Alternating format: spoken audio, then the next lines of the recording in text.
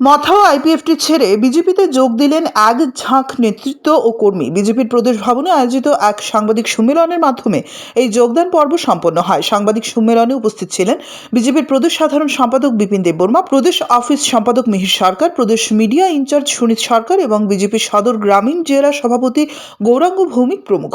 এদিন প্রয়াত বিধায়ক বিশ্ববন্ধু সেনের স্মৃতিচারণও করেন নেতৃবৃন্দ।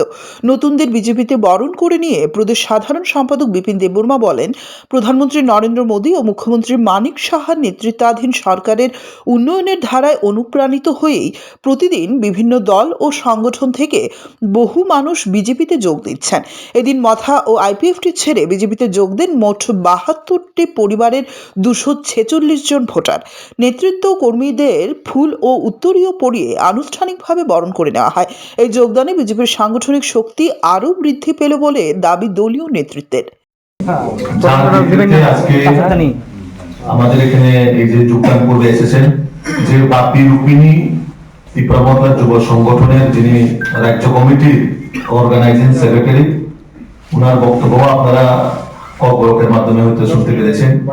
ওনার টোটালি বক্তব্য হচ্ছে উনি 2021 থেকে দীর্ঘদিন ধরে এই যে মহারাজা পদ্ধতির সঙ্গ দিয়ে জাতিকে কিভাবে উন্নয়ন করা যায় তার জন্য উনি দীর্ঘদিন ধরে কাজ করে আসছেন।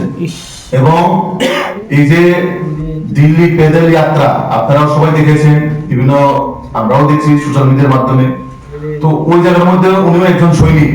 আগরতলা থেকে যিনি দিল্লি অব্দি পায়ে হেঁটে এই যে দিল্লি পেদল যাত্রা এই অনুষ্ঠানকে উনি অংশগ্রহণ করেছেন দিল্লিতে। কিন্তু ওনার মধ্যে যে বক্তব্যগুলো ওখানে উঠে এসছে অনেকটা বিষয় যে মুখে একরকম কিন্তু ভিতরে একরকম। উপরে শুধু থামসা, ভিতরে কিছু নাই। ভিতরে নিজেদের মধ্যে ঝগড়া, নিজেদের মধ্যে মানে আলাদা গ্রুপ করে যে মহারাজার সঙ্গে সবাই গিয়ে সুন্দর সব ঠিক আছে, কিন্তু নিচের গ্রাউন্ড লেভেলে নিজেদের মধ্যে লড়াই। এবং 5 বছরে এই দেশের মধ্যে তেমন কোনো ডেভেলপমেন্ট হয়নি। এবং সে ওইটাকে দেখে মানে হতাশা হয়ে উনি দেখছেন যে ভারতীয় জনতা পার্টির যে সরকার, মোদী মানিক শাহ নেতৃত্বে যে সরকার, এই সরকারে একমাত্র যে জনজাতিদের জন্য কাজ করছেন এবং বিনা আন্দোলনে বিনা দাবিতে এডিসি এলাকা ডেভেলপমেন্ট হচ্ছে রাজ্য সরকারের মাধ্যমে।